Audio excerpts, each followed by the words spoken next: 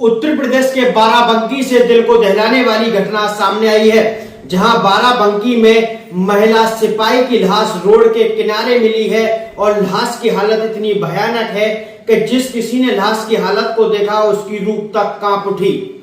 आपको बता दें कि सुल्तानपुर की रहने वाली बिमलेश पाल, जो कि 2017 बैच की, बाराबंकी में एक थाने में सिपाही की पोस्ट पर तैनात थी। सुबह उनकी नौकरी एक मंदिर में लगाई गई थी, लेकिन ड्यूटी पर वह नहीं पहुंची तो पुलिस महकमे में हड़कंप सा मच गया। उन पे जब फोन किया गया तो फोन उनका बंद आ रहा था। हर प्रकार की पुलिस वालों ने उनसे कांटेक्ट करने का सोचा, लेकिन उनकी जानकारी कहीं से नहीं मिल पाई।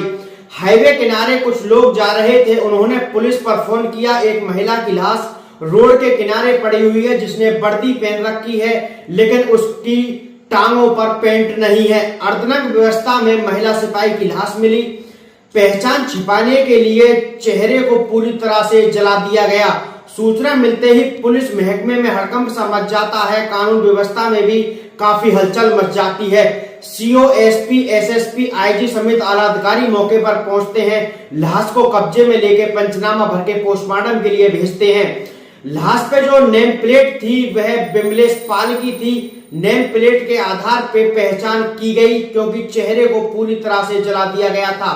पुलिस सीसीटीवी कैमरों की मदद से आरोपियों का पता लगा रही है। जहां एक मामला भी सामने आया है, जहां बिमलेश की एक सिपाही से दोस्ती हुई थी, जिसपे 2024 में बिमलेश ने बलात्कार का भी आरोप लगाया था।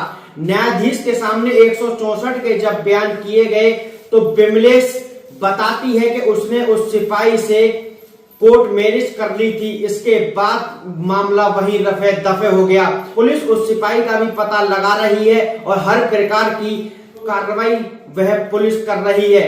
जल्द ही इस हत्या का खुलासा किया जाएगा। हत्या बड़ी बेरहमी से की गई। Bureau report, India crime news में मनीष ठाकुर।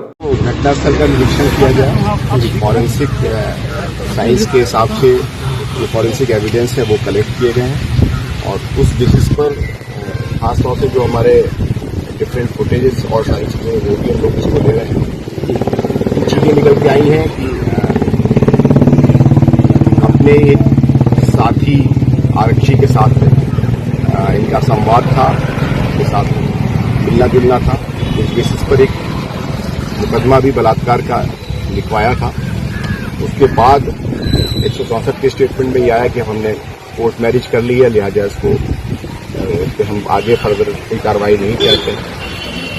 उस बेसिस पर जो हमारे पास इम्पोर्टेंट कुछ और एविडेंस है, पुलिस उस पर काम कर रही है और प्रथम दृष्टया ये किसी खास मोटिव से किया जाने वाला मर्डर प्रतीत हो रहा है। बाकी जो फॉरेंसिक साइंस के हिसाब से कोई और वैसे जाहिदा चोट लेकिन नहीं दिख रही है कि किसी और चीज को बल मिले। इतना तय है कि जो अभी तक की एविडेंस मिली है, इनके एक परिचित आरक्षी इसके साथ आपस में संवाद था, बातचीत थी। फिर उसके पश्चात एक रेप का मुकदमा लिखा गया और उसके पश्चात उस रेप के मुकदमे के क्रम में 164 के स्टेटमेंट में उसको उन्होंने क्लीन चिट ये कह करके दी कि हमारे आपस में संबंध हो गया है और हम लोगों ने कोर्ट मैरिज भी कर ली। क्या उनको गिरफ्तार किया? ठीक है, हमारी टीम लगी हुई है और टीम उसको हिरासत में लेने के लिए भेजा गया। वो इस समय फिलहाल एब्सकॉन्डिंग कंडीशन में है और बहुत जल्दी उसकी गिरफ्तारी या बहुत जल्दी उसको हिरासत में लेकर पूछताछ करेंगे और जो सुसंगत साक्ष्य उसके विरुद्ध रिपोर्ट करता है। सर, इनकी बॉडी यहाँ पे मिली है, तो क्या उनकी तैनाती क्या महदेवा वगैरह क्या कहते हैं इस तरह से? ये एक विशिष्ट ड्यूटी जैसी पूरी जनपद में चलती है, उसमें इनकी लगी हुई थी और इस बेसिस पर हम लोग डिटेल इन्वेस्टिगेशन कर रहे हैं। मैंने आपको पूरी सर्कमस्टांसेस सारी चीजें बताई हैं। तो इस तरह की सिनारियो प्रथम दृष्टया कोई रेप की बात या कोई ऐसी बात नहीं समझ में आ रही है। हाँ, कोई एक मोटिवेटेड ये क्राइम है जिसको देखने से लग रहा है और कुछ ऐसे साक्ष्य मिल रहे हैं जिस पर प्रथम दृष्टया ऐसी बातें समझ में आ रही हैं। हम लोग इन फर्दर इन्वेस्टिगेशन करेंगे और सभी साक्ष्यों को समेकित रूप से प्रस्तुत करेंगे।